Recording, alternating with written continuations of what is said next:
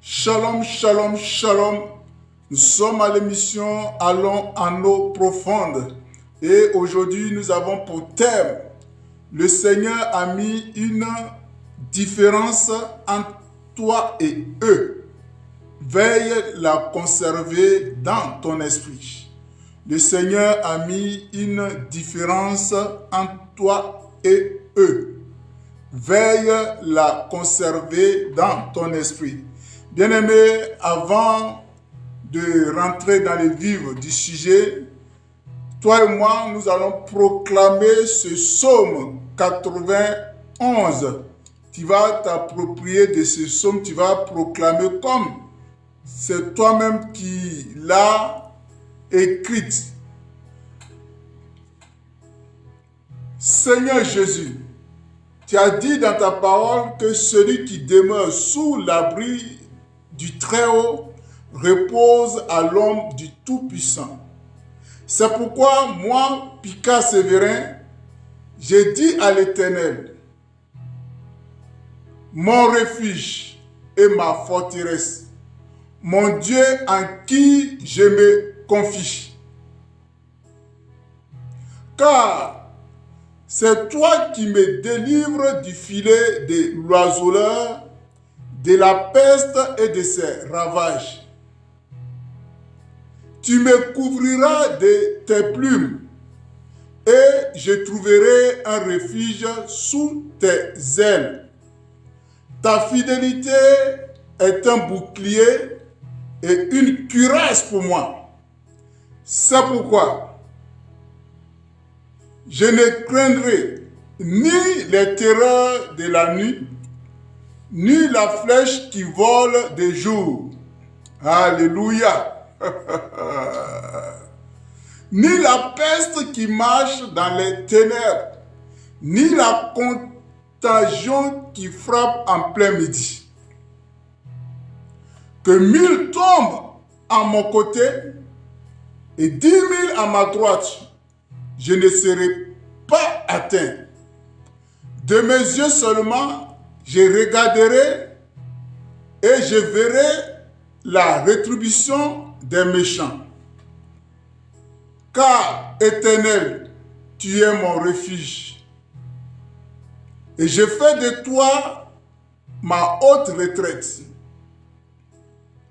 Aucun malheur ne m'arrivera. Aucun fléau n'approchera de ma tente. Car tu ordonneras à tes anges de me garder dans toutes mes voies. Ils me porteront sur les mains de peur que mon pied ne heurte contre une pierre. Alléluia. Je marcherai sur les lions et sur l'aspic. Je foulerai les lionceaux et les dragons. Tu as dit, puisque je t'aime, tu me délivreras, tu me protégeras, puisque je connais ton nom. Tu as dit, si je t'invoque, tu me répondras. Et tu seras avec moi dans la détresse. Tu me délivreras et tu me glorifieras. Tu as dit, tu me rassasierais de longs jours et tu me feras voir ton salut. Alléluia. Alléluia.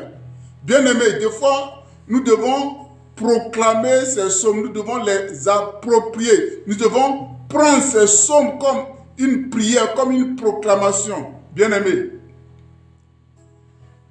ce thème que nous allons traiter est tellement important.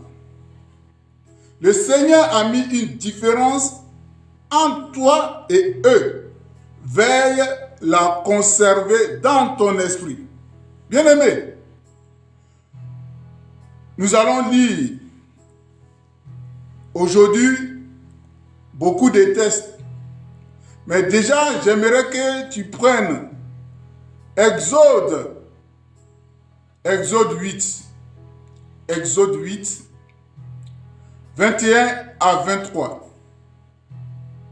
Bien-aimés, le peuple d'Israël était en Égypte, comme le Seigneur l'avait révélé depuis Genèse à Abraham.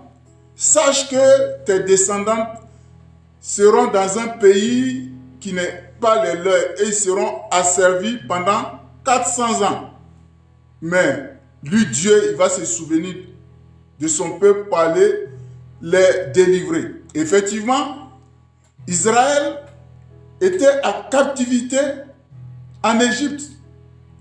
Et Dieu a envoyé son serviteur Moïse pour aller faire sortir son peuple pour le conduire à Canaan. Mais voici que Pharaon a refusé. Sois béni, mon frère. La faveur de Dieu se repose sur ta vie et sur ton ministère. Depuis ta position, que le Seigneur Jésus te localise. Bien-aimé, donc, Moïse devait faire sortir son peuple. Mais voici que Pharaon s'oppose. Et Dieu a envoyé les fléaux.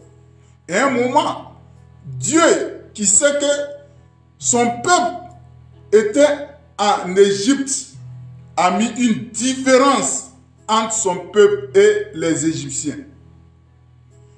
Les fléaux qu'il va amener va toucher les Égyptiens, mais va épargner les Hébreux. Bien-aimé, si Dieu pouvait ouvrir ton esprit pour te montrer ce qu'il fait pour toi, tu allais changer la manière de l'adorer.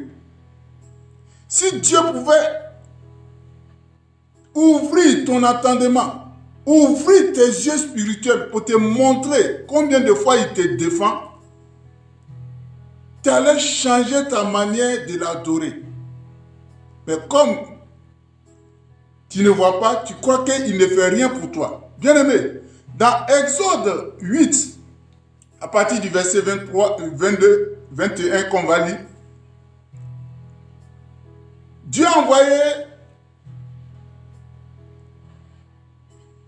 un fléau. Ce sont les mouches venimeuses. Les mouches venimeuses. Mais Dieu a épargné les Hébreux. Si tu ne laisses pas aller mon peuple, je vais envoyer les mouches venimeuses contre toi, contre tes serviteurs, contre ton peuple et contre tes maisons. Les maisons des Égyptiens seront remplies de mouches et le sol en sera couvert. Mais en ce jour-là, je distinguerai le pays de Goshen où habite mon peuple. Et là, il n'y aura point de mouches, afin que tu saches que moi, l'Éternel, je suis au milieu de ce pays.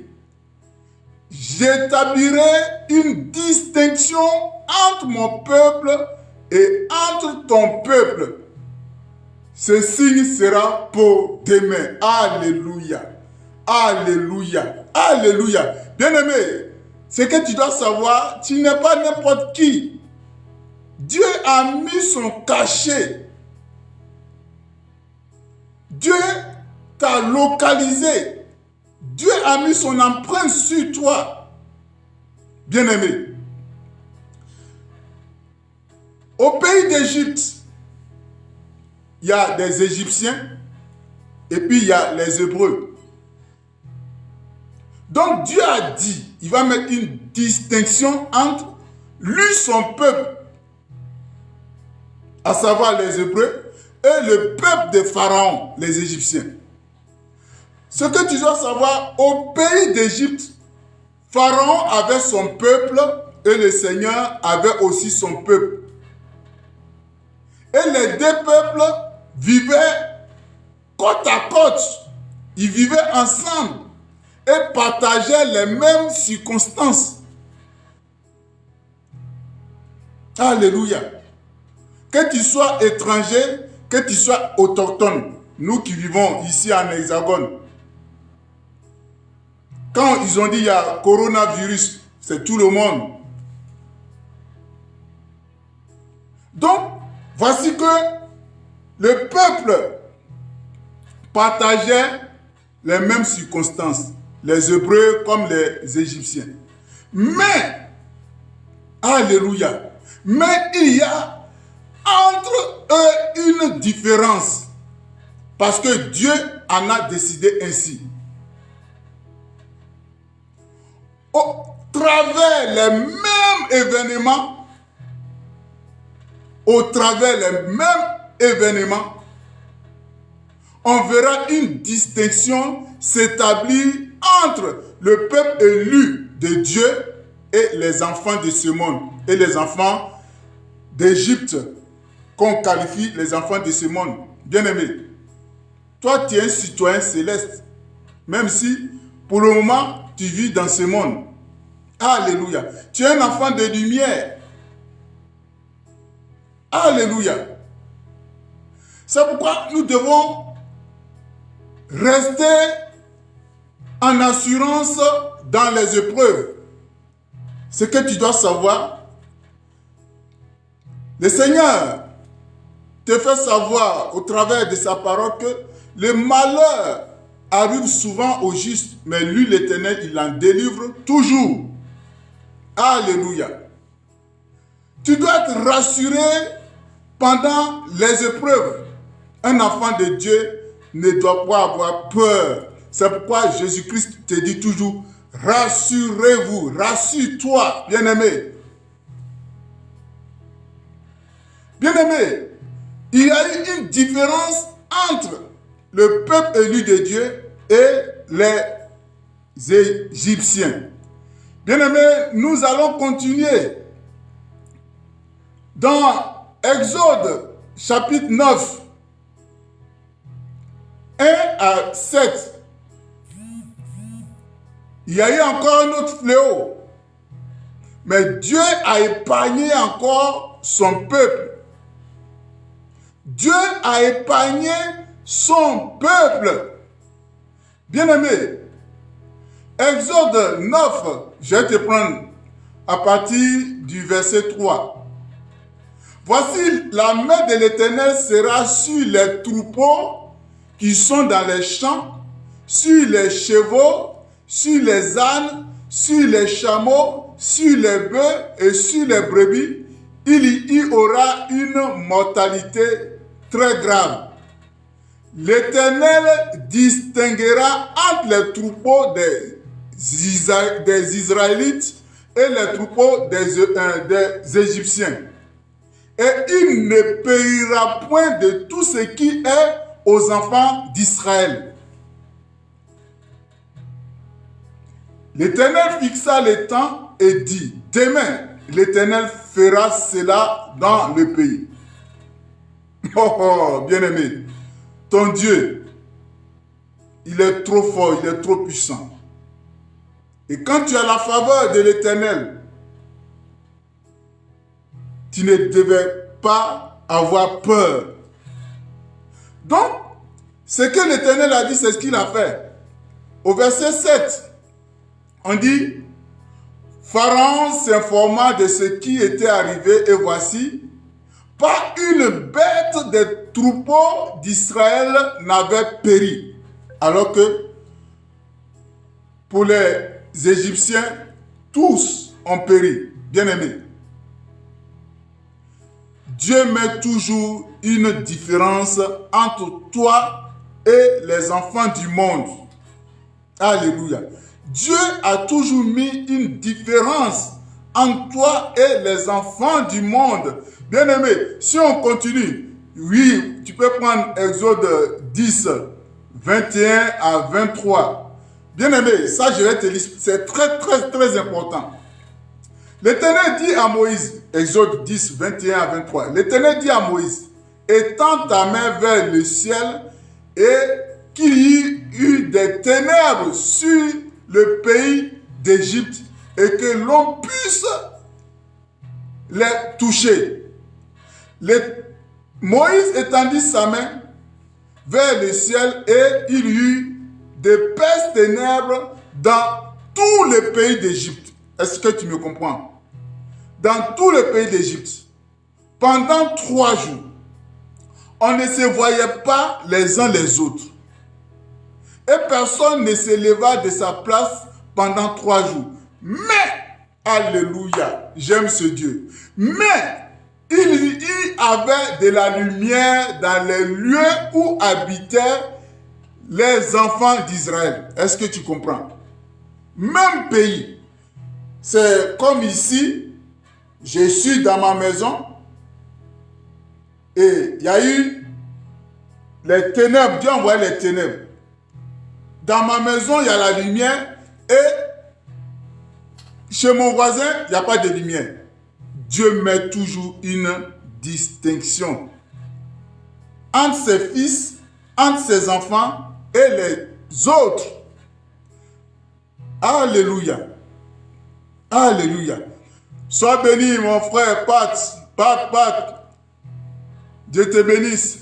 Bien-aimé, il y a toujours des distinctions entre les enfants de lumière et les enfants des ténèbres. Bien-aimé, parce que Dieu nous a marqués de son sceau. Et comme je t'ai dit à l'introduction, si le Seigneur pouvait ouvrir nos yeux pour nous montrer ce qu'il fait pour nous, on allait changer notre manière de l'adorer. Alléluia. Bien-aimé, même Jésus-Christ a été scellé, a été marqué du sceau de Dieu. Alléluia. Bien-aimé, quand tu prends Jean chapitre 6, voilà, Jean 6, où Jésus-Christ était en train de prêcher, et Jésus a dit, travaillez non pour la nourriture qui périsse, mais pour celle qui subsiste pour la vie éternelle, et que le Fils de l'homme vous donnera, car c'est lui que le Père, que Dieu a marqué de son sceau. Alléluia. Bien-aimé, il y a eu toujours une distinction entre les enfants de Dieu et les enfants du monde, entre les enfants de lumière et les enfants des ténèbres. Demain, je vais traiter ce thème qui est très important. Tout le monde se dit qu'il est enfant de Dieu. Non. Tous n'est pas enfant de Dieu. Non. On peut dire tous, nous sommes les créatures. Mais pour être enfant de Dieu, il faut accepter Jésus. Il faut accepter Jésus. Ce n'est pas tous ceux qui vivent en France qui sont français. Ou bien. Et les gens disent, tout ça c'est peut-être, je ne sais pas, pour faire plaisir aux gens. Oui, on est tous des enfants de Dieu. Non. On est tous des créatures. Mais pour devenir enfant de Dieu, il faut accepter Jésus comme son Seigneur et Sauveur. Demain, je vais traiter ce thème. Mais aujourd'hui, voilà, j'ai ébauché ça un peu. Bien-aimé, il y a toujours eu une distinction entre les enfants de Dieu et les enfants du monde. Sois béni, mon frère David, que Dieu bénisse ton ministère. Bien-aimé, on a été marqué du sceau de Dieu. Alléluia. Vous voyez, je sens cette présence de l'Esprit de Dieu. Tu es marqué du sceau de Dieu parce que Dieu a mis son esprit sur toi. Alléluia. 2 Corinthiens 1, 20 à 22. Car pour ce qui concerne toutes les promesses de Dieu, est-ce que tu comprends? Alléluia. Car pour ce qui concerne toutes les promesses de Dieu, c'est en lui qu'est le oui. C'est en Jésus qu'est le oui. Et c'est pourquoi encore l'amen par lui est prononcé par nous à la gloire de Dieu. Et celui qui nous a fermis avec vous en Christ et qui nous a oints, c'est Dieu, lequel nous a aussi marqués d'un sceau et a mis dans nos cœurs les arrêts de l'esprit. Alléluia. Dieu t'a marqué de son empreinte en t'envoyant le Saint-Esprit. Dieu lui-même qui habite en toi. Alléluia. Dieu a toujours mis une distinction entre ses enfants et les enfants du monde. Alléluia. Alléluia. Bien-aimés, tout ce qui s'est passé en Égypte, et ils ont vu ça physiquement, mais Dieu agit spirituellement dans la vie de chacun de ses enfants. Il y a des fois, il y a des choses qui doivent t'arriver, mais Dieu te prévient. Il y a des fois, tu te lèves, tu es pressé. Et Dieu permet que tu oublies quelque chose, alors que tu étais en chemin pour aller prendre peut-être une voiture. Tu décides de revenir chercher la chose. Et quand tu retournes, tu vois que peut-être la voiture est partie. Toi, tu te lamentes. Mais après, tu attends que la voiture a eu à faire un accident.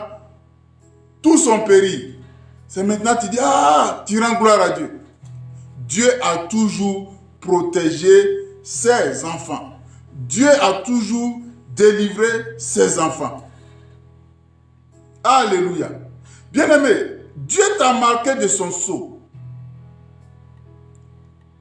Dans Éphésiens chapitre 1, 11 à 14, que je vais te lire. Toujours quand on dit en lui, c'est en Jésus-Christ. Quand tu lis peut-être les épîtres, voilà, ils vont te dire en lui, c'est en Jésus-Christ. Nous sommes en Christ. J'aime cette expression. Nous sommes en Christ. C'est comme Jésus-Christ, c'est une maison. Toi, tu es dans la maison.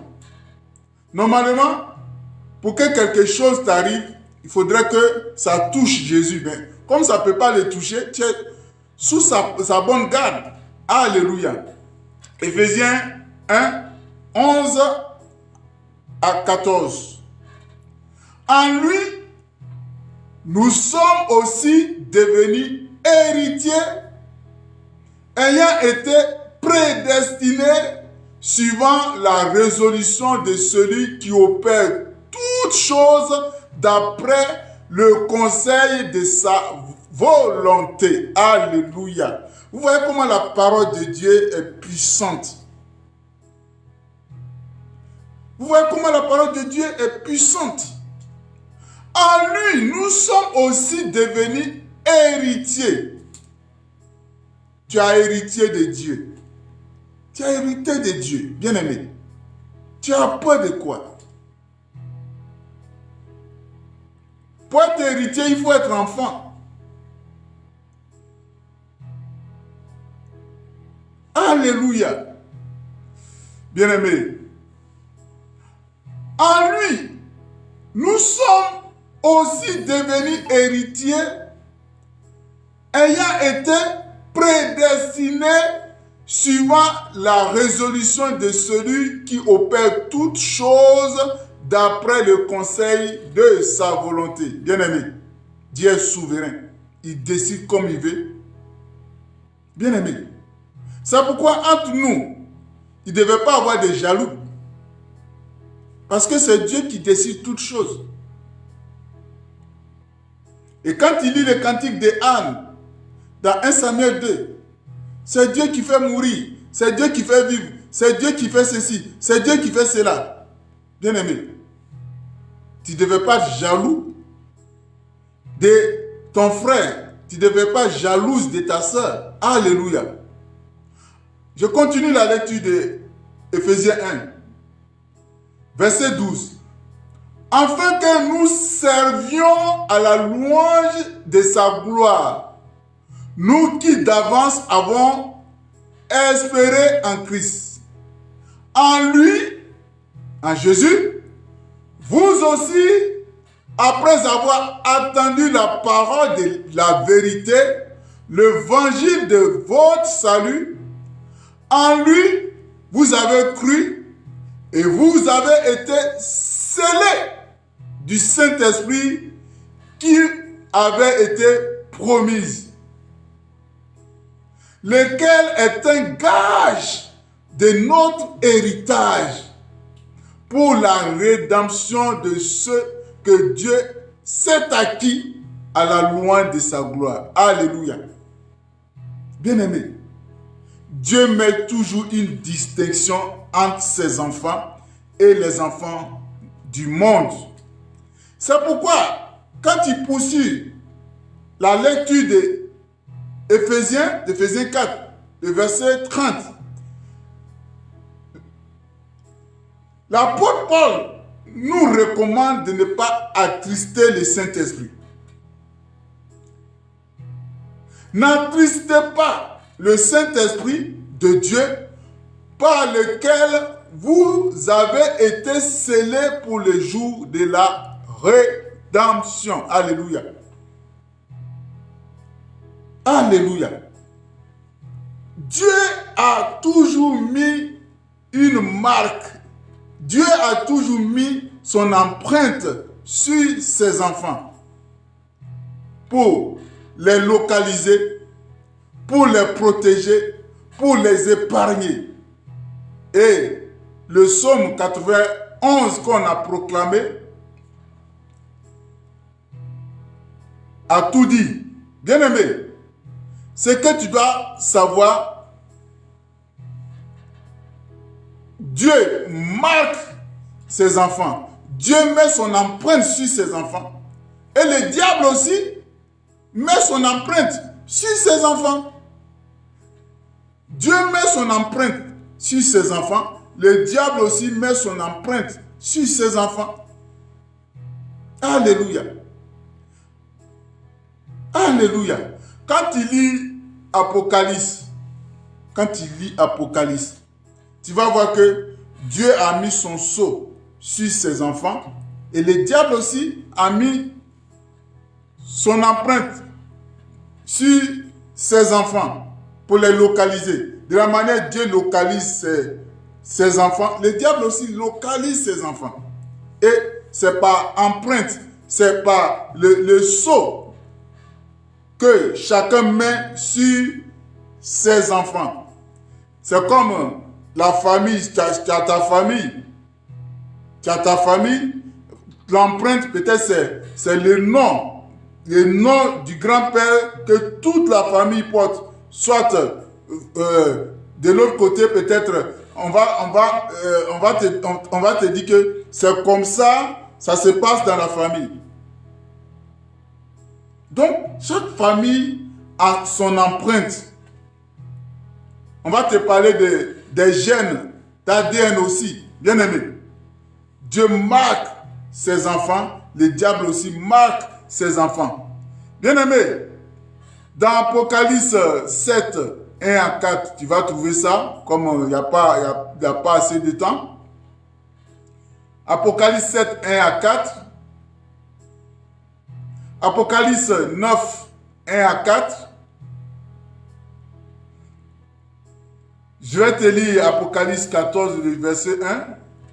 Je regardais et voici l'agneau se tenait sur la montagne de Sion et avec lui 480 000 personnes qui avaient son nom et le nom de son père écrit sur leur front. Ils ont été marqués. Alléluia.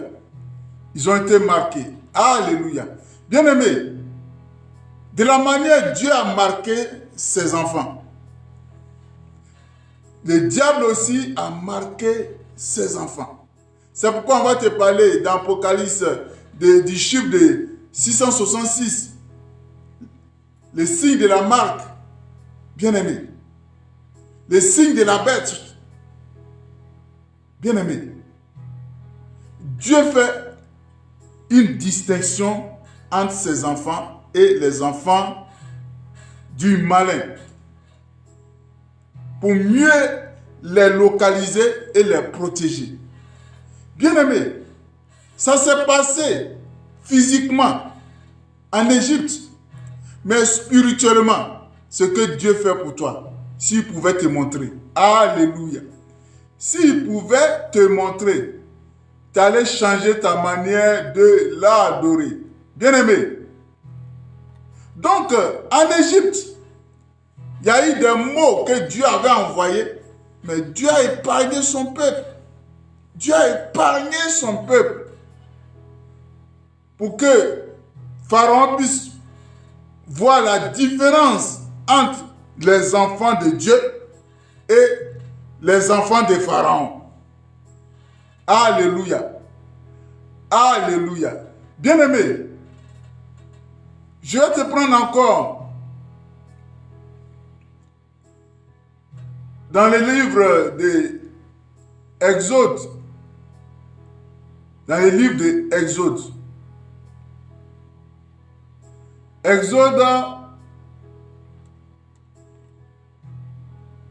voilà, Exode 9. Exode 9. Exode 9, voilà. Ok. Exode 9, 1 à 7, Dieu a tué les bœufs des Égyptiens.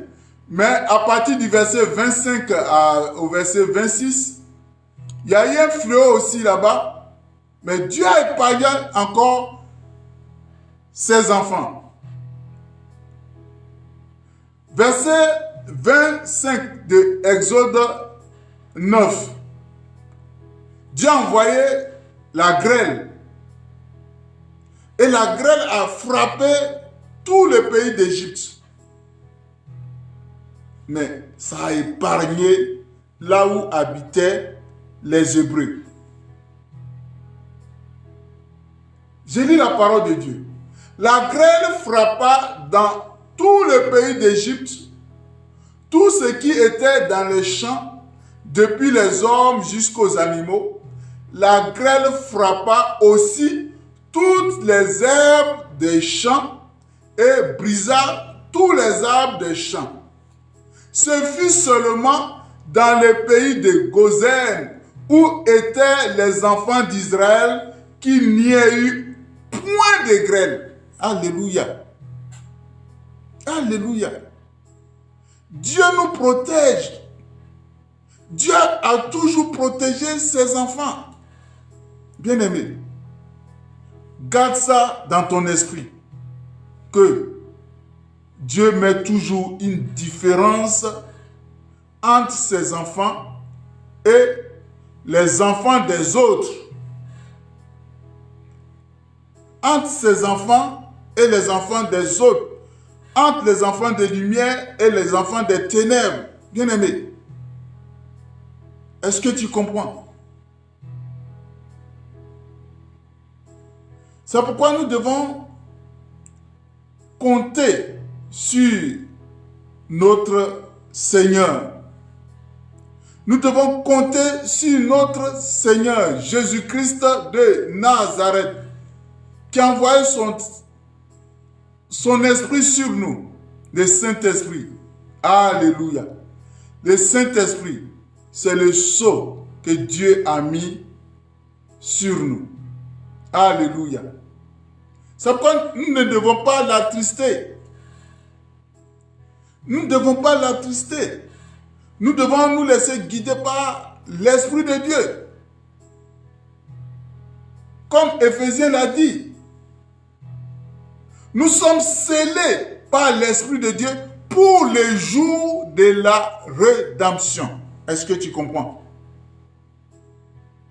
Tu es scellé par l'Esprit de Dieu pour le jour de la rédemption. Bien-aimé. Alléluia. Dieu a toujours mis une distinction entre ses enfants et les enfants du monde. Bien-aimé, est-ce que tu comprends? Mets ta confiance en ton Dieu. De la manière, Moïse et le peuple d'Israël ont mis leur confiance en l'Éternel. L'Éternel les a épargnés de tous ces maux. Si toi aussi, si tu mets ta confiance en l'Éternel, Dieu va t'épargner des maux qui vont venir. Bien-aimé, garde en esprit. Garde dans ton esprit que tu es différent des autres. Garde dans ton esprit qu'il y a une différence entre toi et les autres. Garde ça dans ton esprit. Que ça rentre bien. Bien-aimé, que ça rentre bien.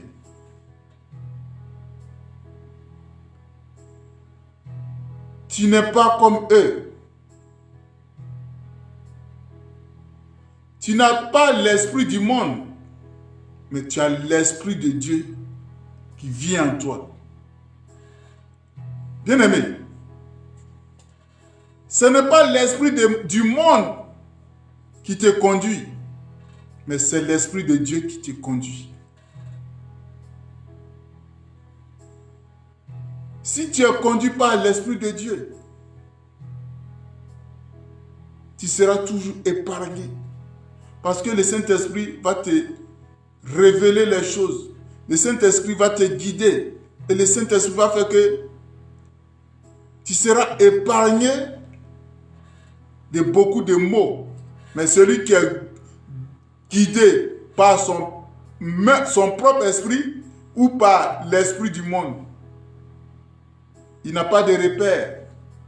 Bien-aimé, sache que ton Dieu, Jésus-Christ, a mis une différence entre toi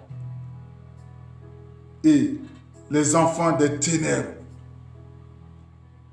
Bien-aimé, l'Esprit de Dieu qui rend témoignage que toi et moi nous sommes enfants de Dieu. L'Esprit de Dieu qui fait que nous crions Abba Père. Bien-aimé, et cela soit conservé dans ton esprit. Parce que il t'a été donné pour le jour de la rédemption. Bien-aimé, le Dieu qui veille sur ses enfants. Regarde comment nous les parents, on veille sur nos enfants. Nous les parents, on veille sur notre maisonnée. À plus forte raison. À plus forte raison. Dieu qui n'est pas limité. Nous sommes limités. Mais on fait tout pour veiller sur nos enfants, sur les membres de notre famille. À plus forte raison, Dieu qui n'est pas limité. Mets ta confiance en l'Éternel. Mets ta confiance en l'Éternel. Aucun malheur ne t'atteindra. Et même si, quelquefois, les malheurs arrivent à t'atteindre, l'Éternel va te les délivrer. Bien-aimé, sois dans l'assurance que l'Éternel, ton Dieu, veille sur ta vie. Sois rassuré que l'Éternel, ton Dieu, celui qui a les derniers mots, celui qui décide toutes choses. C'était allons à nos profondes avec le ministère de l'adoration sacrificielle du pasteur Séverin Picard. Dieu vous bénisse!